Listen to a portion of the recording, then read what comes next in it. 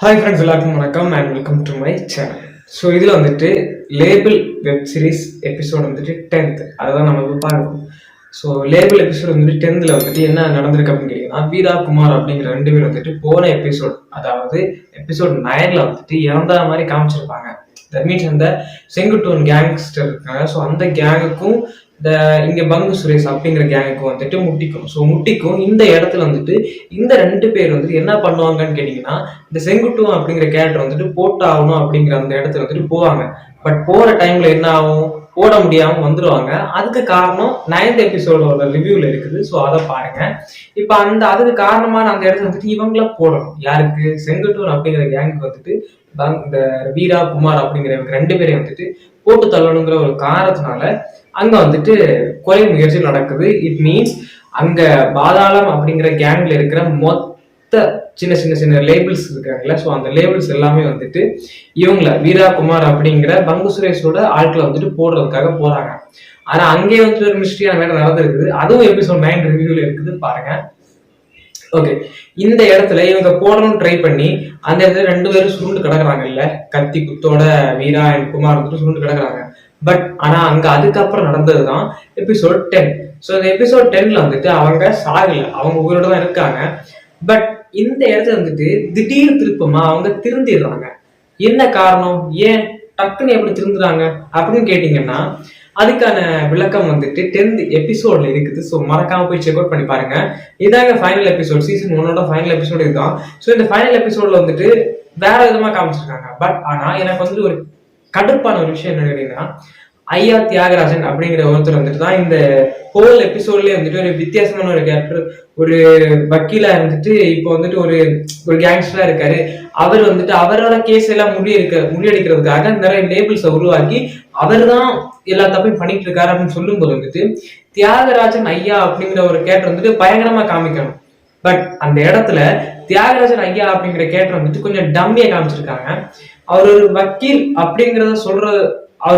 அப்படிங்கிறத விட அவரு ஒரு பெரிய ஒரு யங்ஸ்டரா இருந்துட்டு அவரோட ஒரு ஆளுமையில ஒரு கட்டமைப்புல வந்துட்டு அந்த இடத்த எல்லாம் ஆட்கொண்டு இருந்தா அப்படி இருந்திருக்காரு அப்படின்னு நம்ம வந்துட்டு பார்க்கும்போது அது கரெக்டா இருந்திருக்கும்.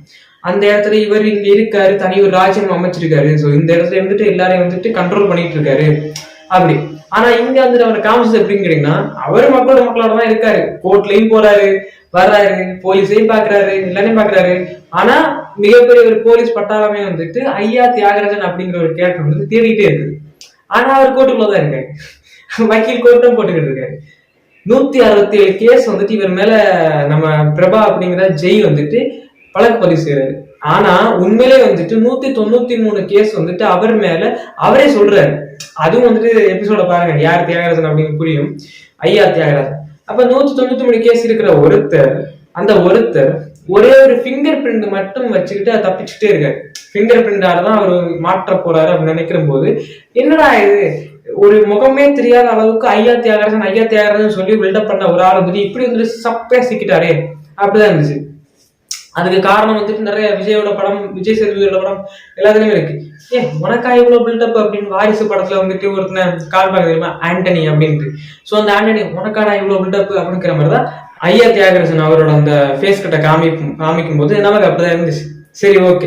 இந்த இடத்துல நிறைய இந்த ஃபைனல் எபிசோட்ல வந்துட்டு எவ்வளவு நம்மளுக்கு வந்து கொஸ்டின்ஸ் எல்லாம் இருக்கும்ல. இப்ப வீரா குமார் வந்துட்டு என்ன ஆனாங்க, வீரா குமாரோட அந்த வீராவோட லவர் இருக்காங்கல்ல, ஸோ அவங்களுக்கு என்ன ஆச்சு, அதுக்கப்புறம் வந்துட்டு வீரா குமாரோட அக்கா என்ன ஆனாங்க, ஏன்னா அவங்க திடீர்னு காணாம போயிடுவாங்க. ஸோ அவங்க என்ன ஆனாங்க. அதுக்கப்புறம் வந்துட்டு வீட்டு லெவல் முருகேஷ் அப்படிங்கிற பிரபாவோட அப்பா, ஸோ அவர் வந்துட்டு ஏன் இப்படி இருக்காரு, அவரோட பேக் ஸ்டோரி என்ன. ஸோ இந்த மாதிரி உள்ள நிறைய கதைகளோட ஆன்சர்ஸ் எல்லாம் வந்துட்டு இந்த ஃபைனல் எபிசோட்ல கொடுத்துருக்காங்க. அண்ட் அப்கோர்ஸ் வந்துட்டு எனக்கு இன்னொரு கேள்வி என்னன்னு கேட்டீங்கன்னா, பங்கு சுரேஷ் அப்படிங்கிற ஒரு கேரக்டர் வந்துட்டு தான் சின்ன இடத்துல இருந்துட்டு நிறைய லேபிள்ஸ்களை உருவாக்கிட்டு இருக்காரு. ஸோ அந்த பங்கு சுரேஷை போட்டது யாரு? எஸ், பங்கு சுரேஷ் வந்து போட்டுட்டாங்க. பங்கு சுரேஷை போட்டது யாரு? பாதாளம் அப்படிங்கிற கேங்ல இருக்கிற ஒருத்தனோட பெரிய ஒரு ஆள், ஸோ அவனை போட்டது யாரு? நம்ம பிரபா அப்படிங்கிற ஜெயோட சின்ன வயசுல ஒரு கேஸ் நடந்திருக்கு. சின்ன வயசுல அவர் செய்யாத தப்புக்கு மாட்டியிருப்பார். ஸோ செய்யாத தப்புக்கு மாட்டிக்கிட்ட அந்த ஒருத்தரை அந்த எல்லாரும் சுத்திருப்பாங்க. அவர் அந்த கேஸ் இன்வால்வ் ஆனா எல்லாரும் சுத்திருப்பாங்க. ஆனா ஒரே ஒரு பழனிவேல் அப்படிங்கிற ஒரு கேரக்டர் வந்து தப்பிச்சிருக்கும். அந்த பழனிவேல் அப்படிங்கிற கேரக்டர் வந்து என்ன ஆனாரு, அவர் யாரு, அவர் எங்க இருக்காரு, அவரோட கான்சிக்வன்சஸ் என்ன, அவரோட பேக் ஸ்டோரிஸ் என்ன, அவர் யாரு, அவர் மாட்டிக்கிட்டாரா இல்லையா, ஸோ அந்த ஒரு மேட்ரு.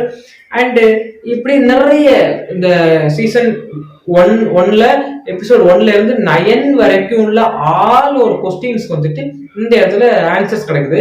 அண்ட் இந்த இதுல வந்து பிரபாவோட லவரா இருக்கிற ஒருத்தங்க வந்துட்டு கடைசி வந்துட்டு இவங்க என்ன பண்ணுவாங்க, மேரேஜ் பண்ணுவாங்க. அதாங்க எல்லாம் இதுல நடக்கிறது. ஸோ அதான் இதுலயும் நடக்குது. அண்ட் கடைசியா நம்ம இதை விட முக்கியமான ஒரு கேள்வி. ஸோ கடைசியா வந்துட்டு பிரபா எதுக்காக இவ்வளவு விஷயம் பண்ணிட்டு இருந்தாரு, கண்டிப்பா இந்த நான் உங்களுக்கு 10 செகண்ட்ஸ் தரேன், அதுக்குள்ள கமெண்ட் பண்ணுங்க. நான் 10 செகண்ட்ஸ்க்குள்ள நான் வந்து கமெண்ட் பண்ணிட்டேன் அப்படின்னு. பிரபா எதுக்காக இந்த விஷயத்தை எல்லாம் பண்ணாரு, அவர் எதுக்காக ஓடிக்கிட்டு இருந்தாரு? 1 2 3 4 5 6 7 8 9 10. சரி, நானும் சொல்றேன். அவர் வந்துட்டு ஜட்ஜ், ஸோ கோர்ட்ல வந்துட்டு ஜட்ஜ் ஆகிறதுக்காக தான் இவ்வளவு விஷயங்கள் பண்ணிட்டு இருந்தாரு. அதுலயும் இவர் ஒரு பெரிய ஒரு வழக்கறிஞர், இவர் ஒரு நல்ல ஒரு வாதாடுற திறமை உள்ளவர் தான். தியாகராஜன் ஐயா அப்படிங்கிற கேரக்டர் வந்துட்டு இவரை தன் பக்கம் இழுக்கணுமே அப்படிங்கிற ஒரு கேரக்டர் வந்துட்டு அவரை இழுத்துக்கிட்டு இருந்தாரு. பட் ஆனா எதுவும் நடக்கல. கடைசியில் வந்துட்டு தியாகராஜன் ஐயா அப்படிங்கிறவர் வந்துட்டு சப்பையா மாட்டிக்கிட்டாரு. ஸோ அதை பார்க்கும்போது வந்து நமக்கு ஓகே, ஏதோ அருண்ராஜ காமராஜர் அவர் வந்துட்டு ஏதோ பண்ணியிருக்காரு. ஆனா எபிசோட் 9 வரைக்கும் ரொம்ப இழுத்து வந்துட்டு தியாகராஜன் ஐயா அப்படிங்கிற ஒரு கேரக்டர் வந்துட்டு இன்னும் கொஞ்சம் வலுவா காமிச்சிருக்கலாமே, இன்னும் கொஞ்சம் எனர்ஜெட்டிக்கா, இன்னும் கொஞ்சம் வித்தியாசமா காமிச்சிருக்கலாமே அப்படின்னு தோணுச்சு. சீசன் 2க்கு வேற லீடு கொடுத்து அந்த மொகரக்கட்டையை காமிக்கும் போது ஏன்டா இப்படி சாவடிக்கிறீங்க அந்த மாதிரிதான் இருந்துச்சு. ஏன்னா அந்த மொகரக்கட்டையை பார்க்கும்போது அரைச்சு தேய்ச்சு அப்படியே ஏதோ பண்ணிவிட்ட ஒரு இவனை வந்துட்டு ஏன்டா இப்படி திரும்ப திரும்ப கொண்டு காமிக்கிறீங்க அந்த மாதிரிதான். ஸோ மற்றபடி இந்த இதுல வந்துட்டு எனக்கு கொஞ்சம் பெருசா இந்த ஒரு இம்ப்ரெசிவான மேட்டர்ஸ் எல்லாம் எதுவுமே இல்லை. ஸோ ஆல் ஓவர் உங்களுக்கு இந்த எபிசோட் வந்துட்டு என்ன மாதிரி பிடிச்சிருந்துச்சு, உங்களுக்கு இந்த இதுல எபிசோட் வந்து என்ன கொஸ்டின்ஸ் இருக்குது, அதை வந்து கண்டிப்பா கமெண்ட்ஸ்ல சொன்னீங்கன்னா வந்துட்டு நான் அதை கண்டினியூட்டா ஃபாலோ பண்ணிட்டு இருக்கேன். ஸோ நான் வந்துட்டு உங்களுக்கான அந்த ஆன்சர் வந்து கண்டிப்பா உங்களுக்காக தெரிவிக்கிறேன். ஸோ மறக்காம சேனல் சப்ஸ்கிரைப் பண்ணுங்க, லைக் பண்ணுங்க, ஷேர் பண்ணுங்க. நன்றி, வணக்கம். இது மாஸ்டர்.